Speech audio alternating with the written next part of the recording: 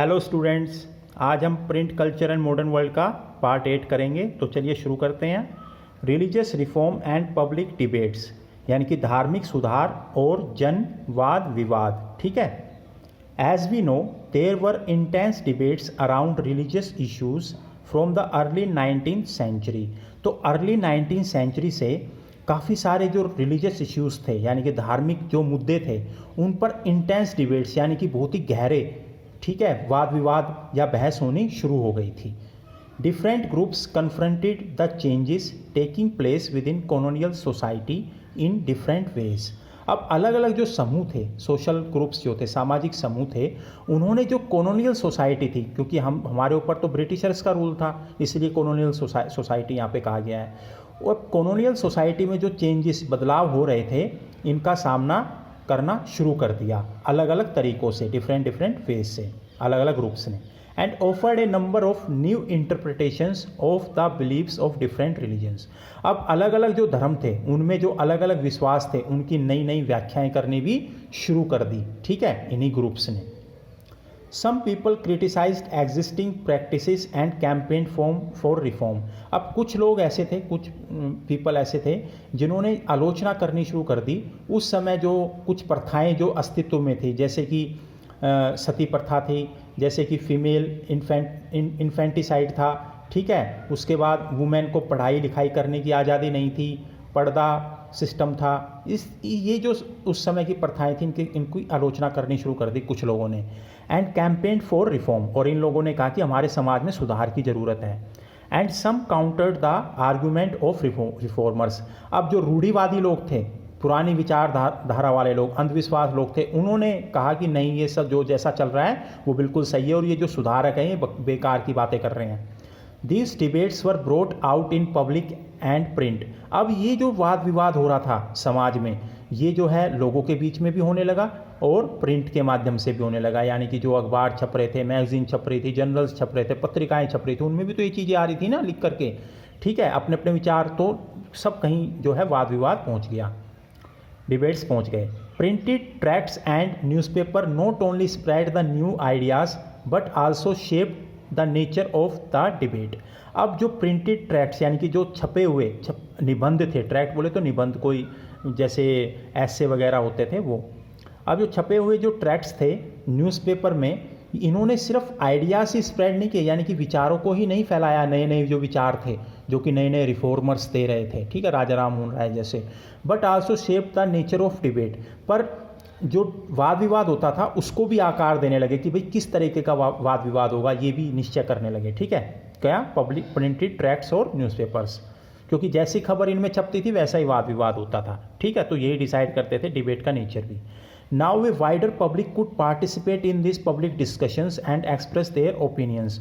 अब क्योंकि ज़्यादा से ज़्यादा न्यूज़पेपर प्रिंटिंग ज़्यादा से ज़्यादा होने लगी, न्यूज़पेपर मैगजीन्स जर्नल्स ज़्यादा पब्लिश होने लगे, प्रिंट होने लगे, तो लोगों तक ये पहुंचने लगे और लोग इनको पढ़ने लगे, तो ज़्यादा से ज़्यादा पब्लिक डिस्कशन होने लगे। ठीक है, आचार विचार करने लगे लोग, और अपने जो है ओपिनियंस, यानी कि जो मत थे लोगों के, अपने अपने खुद सबके अपने अपने मत होते हैं, वो भी प्रकट करने लगे, वो भी एक्सप्रेस करने लगे। ठीक है, आपस में, क्योंकि मैं कुछ पढ़ूंगा तो मैं अपना ओपिनियन दूंगा, आप लोग कुछ पढ़ोगे तो आप सबके अपने अपने ओपिनियन होते हैं, वो भी एक्सप्रेस करने लगे। New ideas came out through this clashes of opinion. अब मेरे ओपिनियन और आपका ओपिनियन किसी भी बात को लेकर के अगर होगा तो दोनों क्लैश होंगे, और फिर उसके क्लैश होने के बाद, टकराव होने के बाद दोनों मतों में कुछ और अलग से नए न्यू आइडियाज़ निकल करके आएंगे।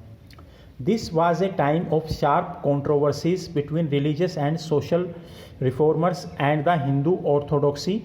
ये जो समय था, ये ऐसा समय भी था, इस समय भी काफ़ी कंट्रोवर्सी, यानी कि वाद विवाद थे या काफ़ी सारी प्रॉब्लम्स थी, किसको लेकर के, रिलीजियस और सोशल रिफॉर्मर्स। एक तरफ तो थे जो धार्मिक और सामाजिक सुधार करना चाहते थे ऐसे लोगों के बीच में, और दूसरी तरफ थे एंड द हिंदू ऑर्थोडॉक्सी, यानी कि जो हिंदू रूढ़िवादी लोग थे, कट्टर लोग थे, जो हिंदू धर्म को मानने वाले कट्टर। ओवर मैटर्स लाइक, उन मुद्दों पर जैसे मोनोथिज्म, यानी कि एक ईश्वरवाद, यानी कि जिन लोगों का एक ही ईश्वर में विश्वास था, एक ही है भगवान, विडो इमोलेशन, सती प्रथा, ब्राह्मणिकल प्रीस्टहुड, यानी कि जो ब्राह्मण जो बनते थे मतलब प्रीस्ट बनते थे उसको लेकर के, एंड आइडोलेट्री यानी कि मूर्ति पूजा को लेकर के। यानी कि किन लोगों के बीच में विवाद था, एक तरफ थे रिलीजियस और सोशल रिफॉर्मर्स, धार्मिक और सामाजिक सुधार चाहने वाले, और एक तरफ हिंदू रूढ़िवादी लोग। ठीक है, टॉपिक्स किस किस को लेकर विवाद था मेजोरिटी, मोनोथिज्म को, विडो इमोलेशन, ब्राह्मणिकल प्रीस्टहुड और आइडोलेट्री यानी कि मूर्ति पूजा को लेकर के, केशवरवाद को लेकर के और सती प्रथा वगैरह इनको लेकर के। ठीक है, as the debate developed in Bengal, tracts and newspaper increased circulating a variety of arguments. अब जैसे जैसे जो ये वाद विवाद था ये बंगाल में बढ़ता गया, क्योंकि सबसे पहले पढ़ने लिखने वाले लोग बंगाल में ही हुए, याद रखना ये बात। ठीक है, सबसे ज़्यादा पढ़े लिखे लोग या शुरुआत में जो पढ़े लिखे लोग थे वो बंगाल में ही थे। तो बंगाल में ये वाद विवाद बहुत ही गहरा हो गया और अलग अलग प्रकार के निबंध और जो अखबार इनमें ये चीज़ें आने लगी। ठीक है, और फिर इनसे रिलेटेड अलग अलग टाइप के सबके ओपिनियंस थे, मत थे। The ideas were printed in the everyday in spoken language of ordinary people to bring them to the wider audience. अब ये जो विचार थे, आइडियाज़ थे या आर्गूमेंट थे, ये जो है रोज़मर्रा की जो बोले जाने वाली भाषा थी उसमें छपने लगे ताकि ज़्यादा से ज़्यादा लोग पढ़ें। अगर नॉर्थ इंडिया में है तो नॉर्थ इंडिया की लैंग्वेज में, साउथ इंडिया में तो साउथ इंडिया की लैंग्वेज में, ईस्ट इंडिया है तो ईस्ट इंडिया की लैंग्वेज में, वेस्ट तो हर वहाँ पे जो लोकल लैंग्वेज उसमें छपने लगे ताकि ज़्यादा लोग पढ़ सकें। Rammohan Roy published the Sambad Kaumudi from 1821 and the Hindu orthodoxy commission the Samachar Chandrika to oppose his opinion. अब राजा राम मोहन राय तो आपको पता है एक बहुत ही बड़े समाज सुधारक थे। ये समाज सुधार करने के लिए या जो कुप्रथाएं थी हिंदू धर्म में, ठीक है, जैसे सती प्रथा थी या फिर जो बाल हत्या थी यानी कि इन्फेंटिसाइड था, इनको हटाने के लिए, या मूर्ति पूजा थी, इनको हटाने के लिए, इसके प्रति लोगों में जागरूकता फैलाने के लिए उन्होंने एक जो है क्या किया, सम्मत कौमुदी का पब्लिश करना शुरू कर दिया ताकि लोग समझदार बने। कब? 1821 में। इसका जो सीधा सामना करने के लिए जो हिंदू कट्टरवादी थे इन्होंने भी एक जो है न्यूज़पेपर शुरू कर दिया जिसका नाम था समाचार चंद्रिका। ठीक है, 2 पर्शियन न्यूज़पेपर्स जामे जहानामा एंड शमसुल अखबार वर पब्लिश्ड फ्रॉम 1822। 2 पर्शी भाषा के जो अखबार थे, जैसे ये दोनों के दोनों जो है 1822 से शुरू हो गए छपने। एक गुजराती न्यूज़पेपर द बॉम्बे समाचार made it's appearance in the same year, और गुजराती भाषा का जो समाचार था, जो न्यूज़पेपर था वो था बॉम्बे समाचार, ये भी सेम ईयर 1822 में। डेट याद कर लेना बच्चों, हो गया शुरू।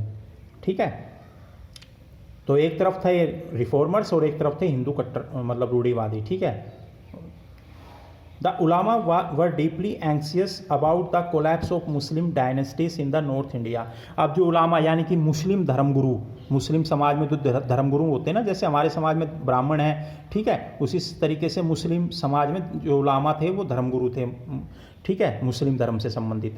अब ये एक चीज़ को लेकर के बहुत ज़्यादा एंक्सियस यानी कि चिंतित थे कि जो मुस्लिम साम्राज्य थे नॉर्थ इंडिया में वो सारे के सारे कोलैप्स हो गए थे, धराशायी हो गए थे। जैसे सबसे बड़ा मुगल एम्पायर था वही धराशायी हो गया था। ठीक है, they fear that colonial rulers would encourage conversion changing the Muslim personal laws.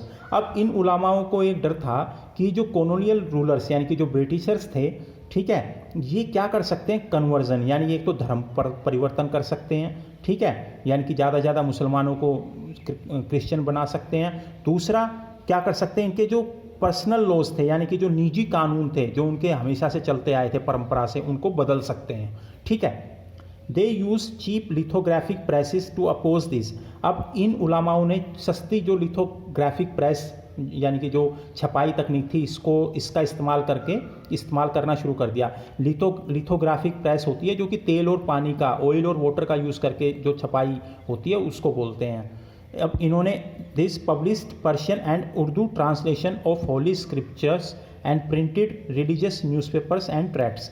अब इनको डर था कि भाई ये जो कॉलोनियल पीपल हैं ये कहीं हमारा धर्म ना बदल दें या हमारे जो निजी कानून हैं इनको ना बदल दें, तो इन्होंने भी जो है प्रेस शुरू कर दी और क्या करना शुरू कर दिया, पर्शियन और उर्दू जो है भाषाओं में अनुवाद करने लगे। किनके? जो इनके धार्मिक ग्रंथ थे इनका अनुवाद करने लगे और क्या छापने लगे, धार्मिक अखबार और निबंध। यानी कि ज़्यादा से ज़्यादा लोग इन निबंधों को और अखबारों को और जो ये धार्मिक ग्रंथ थे मुस्लिम रिलीजन से रिलेटेड इनको पढ़ें और अपने धर्म के प्रति और ज़्यादा निष्ठावान हो जाएं, ठीक है, समर्पित हो जाएं और कट्टर हो जाएं, ठीक है। The Deoband seminary established in 1867 published upon thousands of fatwas telling Muslim readers how to conduct themselves in their everyday lives। अब दियोबंद सेमिनारी जो एक संगठन था मुसलमानों का, जो कि स्थापित हुआ था 1867 में, इन्होंने हजारों की संख्या में फतवा जो है वो इशू किए। फतवा होते हैं रिटन ऑर्डर्स, लिखित आदेश, किनके लिए? मुस्लिम रीडर्स यानी कि मुस्लिम लोगों के लिए, कि अपने आप को कैसे रोज़मर्रा के जीवन में कैसे अपने आप को रखना है, कैसे बिहेव करना है, कैसे खाना है, कैसे सोना है, और जो भी इनका एवरीडे लाइफ से संबंधित जो चीज़, कैसे पढ़ना है, इन चीज़ों को, ठीक है। And explaining the meaning of Islamic doctrines.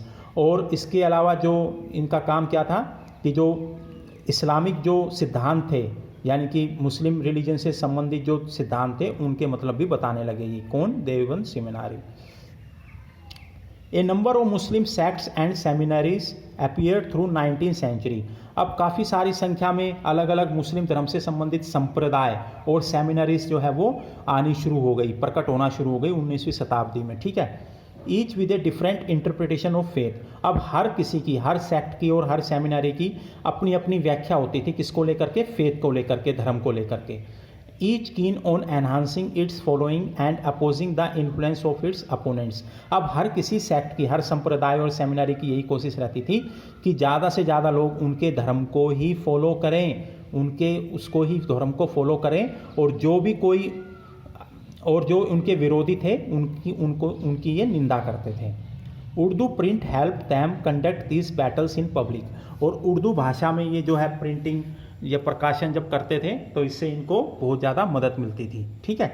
तो कहने का मतलब ये है कि जो कॉलोनियल पावर्स थी, उनके आने की वजह से जो उलामा लोग थे उनमें डर हो गया था, और उन्होंने अपने होली स्क्रिप्चर्स या फिर न्यूज़पेपर प्रिंट वो छापने शुरू कर दिए लिथोग्राफिक प्रेस की मदद से, ताकि जो लोग मुसलमान हैं वो सचेत हो जाएं और धर्म परिवर्तन ना करें और अपने धर्म के प्रति कर्तव्य और निष्ठावान रहें और कट्टर रहें, ठीक है।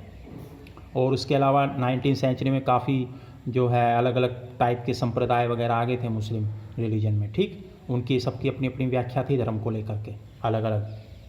Print encourage the reading of religious text among Hindus also, especially in the vernacular languages. अब जब मुद्रण भारत में आ गया तो जो धार्मिक ग्रंथ थे वो भी जो है पढ़े जाने लगे हिंदू लोगों के द्वारा, ठीक है।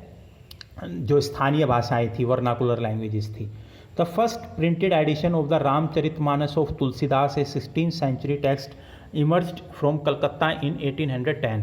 अब सबसे पहला जो धार्मिक ग्रंथ था, जो कि या फिर ये कहें कि पहला जो प्रिंटेड एडिशन था, ठीक है, हिंदू धर्म का, ठीक है, वो रामचरितमानस था तुलसीदास का, जो 16वीं शताब्दी में लिखा गया था। ये 1810 में कलकत्ता में उभर करके आया। याद रखना, 16वीं शताब्दी तुलसीदास, रामचरितमानस और कलकत्ता 1810 में इमर्ज हुआ। Cheap lithographic editions flooded north Indian markets by mid 19th century. और मध्य 19वीं शताब्दी तक सस्ते लिथोग्राफिक एडिशंस जो है भारतीय बाजार में खूब आ गए, बाढ़ से आ गई उनकी। The Naval Kishore press at Lucknow and Shri Venkateshwar press in Bombay published numerous religious text in vernaculars from the 1880s। अब जो दो प्रेस का नाम लिया गया है, किशोर प्रेस, नवल किशोर प्रेस लखनऊ में और श्री वेंकटेश्वर प्रेस बॉम्बे में, इन्होंने दुनिया भर के धार्मिक ग्रंथ जो है छापने शुरू कर दिए स्थानीय भाषाओं में 1880 के दशक से। This could be red easily by the faithful at any place and time. अब जो समर्थक थे हिंदू धर्म के, ठीक है, ये इन चीज़ों को, इन टेक्स्ट को कभी भी और कहीं भी पढ़ सकते थे। They could also be read out to large group of literate people. ये खुद ही नहीं पढ़ सकते थे, पर दूसरे लोगों को भी पढ़ करके सुनाए जा सकते थे, जो कि असाक्षर थे, लिटरेट थे, उन लोगों को पढ़ के सुनाया जा सकता था। Thus, religious texts reached a wide circle of people, encouraging debates, discussion and controversies within and among different religions। तो ये जो रिलीजियस धार्मिक जो ग्रंथ है, ये काफ़ी सारे लोगों तक जो है पहुँचे, और इसको पढ़ने के बाद लोगों ने जो है वाद विवाद करना शुरू कर दिया, क्योंकि लोगों को ज्ञान पता चला, कुछ समझ में आने लगा, तो वाद विवाद करने लगे, आचार विचार करने लगे, डिस्कशन और कंट्रोवर्सीज, यानी कि काफ़ी सारी समस्याएं भी होने लगी, ठीक है, अलग अलग धर्मों में, ठीक है। लोग अलग अलग चीज़ें पढ़ने लगे धार्मिक, और किसी के अनुसार कुछ था, किसी के अपने अपने मत देने लगे, ठीक है। Print did not only excite the publication of opposing opinions amongst communities, but it also connected communities of people in different parts of India. तो प्रिंट जो था, मुद्रण था, नई नई किताबें छपी तो लोगों में मतभेद तो हुए ही हुए, क्योंकि सबके अनुसार अलग अलग चीज़ें थी, पढ़ने के बाद सब अपने अकॉर्डिंग इंटरप्रेट करते थे, तो मतभेद भी आए, पर अलग अलग जो समुदाय थे उनमें एकता भी आई। ठीक है, समझ गए। Newspaper published news from one place to another creating pan Indian identities. और जो अखबार थे वो एक दूर दूर अलग अलग जगह से जो वो छपने लगे और पूरे इंडिया में जो है ये सर्कुलेट होने लगे। ठीक है, थैंक यू वेरी मच।